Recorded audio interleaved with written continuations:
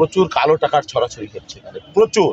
আমরা আশা করি আমাদের প্রশাসন এই বিষয় নিয়ে তড়িৎ ভূমিকা পালন করবে। আলহামদুলিল্লাহ, আমি খুবই আশাবাদী এবং নির্বাচন যদি নির্বিঘ্ন পরিবেশে হয় আমরা ইনশাল্লাহ বিপুল যাবে। ফার্স্ট অফ অল এখানে আপনার নানান ধরনের মাদকের একটা ভয়াবহ বিস্তার আছে, এগুলো নিয়ে কাজ করবার অনেক ব্যাপার আছে। দ্বিতীয় কাজ হলো যে আপনার গ্রামীণ অবকাঠামো খুবই জরাজীর্ণ, নাজুক, এখানে তেমন কোনো উন্নয়ন হয় নাই, সেগুলো নিয়ে কাজ করবার ব্যাপার আছে। তৃতীয় কথা যে নারীর নিরাপদ এবং শান্তিপূর্ণ পরিবেশ, কর্ম পরিবেশ, এটা তৈরি করবা। আর চতুর্থ হলো বেকারত্ব এবং আমাদের এলাকার প্রবাসী, প্রচুর প্রবাসী আছে, তাদের পরিবারের নিরাপত্তা এবং প্রবাসীদের অধিকার রক্ষার বিষয়ে আমাদের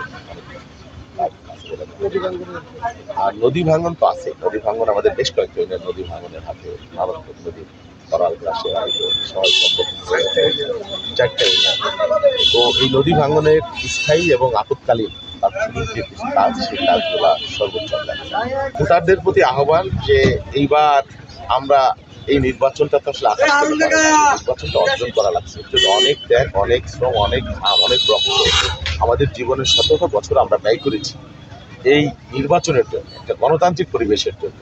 তা আমরা আশা করব আমাদের ভোটার, আমাদের প্রার্থী নিশ্চয়ই বিবেচনা করবেন যোগ্যতার নিরিখে দেশ পরিচালনায় কারা দক্ষ ভূমিকা রাখতে পারবে।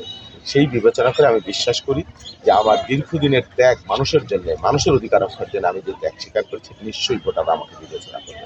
প্রচুর কালো টাকার ছড়াছড়ি হচ্ছে এখানে, প্রচুর। এখানে কি বলবো, ওই শিল্পপতি অমুক টমুক বা পতিত শক্তির যে বিপুল পরিমাণ লুটের টাকা, সেই টাকা এখানে পরিবেশ নষ্ট করবার জন্য ব্যয় করা হচ্ছে। এটা খুবই দুর্ভাগ্যজনক। আমরা আশা করি আমাদের প্রশাসন এই বিষয় নিয়ে তড়িৎ ভূমিকা পালন করবে। অনেকে টাকার ব্যাগ নিয়ে নামছে এবং পতিত শক্তি এবং একজন ওই তথাকথিত নিরপেক্ষ প্রার্থী তারা একটা সিন্ডিকেট করে গ্রামে গ্রামে লোক পাঠিয়ে, টাকার ব্যাগ পাঠিয়ে এই ধরনের